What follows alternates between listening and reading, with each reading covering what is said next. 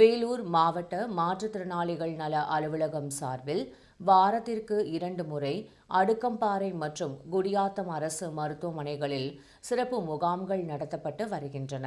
இந்த முகாம்களில் மாற்றுத்திறனாளிகளுக்கு மருத்துவ ஆலோசனை, செயற்கை உபகரணங்கள் மற்றும் பல்வேறு நலத்திட்ட உதவிகள் வழங்கப்படுகின்றன.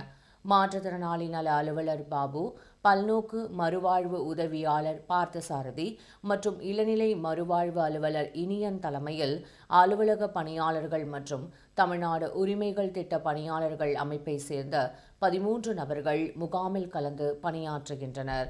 இது குறித்து செய்தியாளர்களிடம் பேசிய மாவட்ட மாற்றுத்திறனாளி நல அலுவலர் பாபு, கடந்த ஆண்டு 3468 பேரும், இந்த ஆண்டில் இதுவரை 4288 பேரும் பல்வேறு நலத்திட்ட உதவிகளை பெற்றுள்ளதாக தெரிவித்தார். மேலும் மாவட்டத்தில் உள்ள 6,60,000 குடும்பங்களின் தரவுகளை சேகரித்து வீடுதோறும் சென்று ஆய்வு செய்து மாற்றுத்திறனாளிகளுக்கு தேவையான தனிப்பட்ட நலத்திட்ட உதவிகளை வழங்க திட்டமிடப்பட்டுள்ளதாக கூறினார்.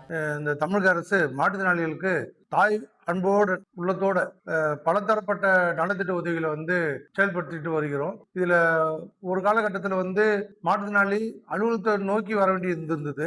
ஆனா இன்றைய தினம் கடக்கோடியில் இருக்கிற மாற்றுத்திறனாளியும் டிஎன் ரைட்ஸ் அப்படின்ற ஒரு திட்டத்தின்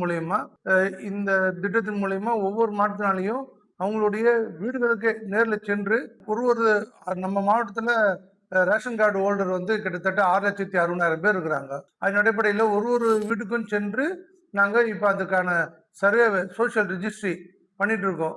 அந்த தரவுகளை கலெக்ட் பண்ணிட்டு இருக்கோம். இதுக்கு மாவட்ட ஆட்சியர் ரொம்ப சீரிய முறையில் எங்களுக்கு அறிவுரை வழங்கி இதை ஒவ்வொரு நாளும் எங்களை மானிட்டர் பண்ணுறாங்க.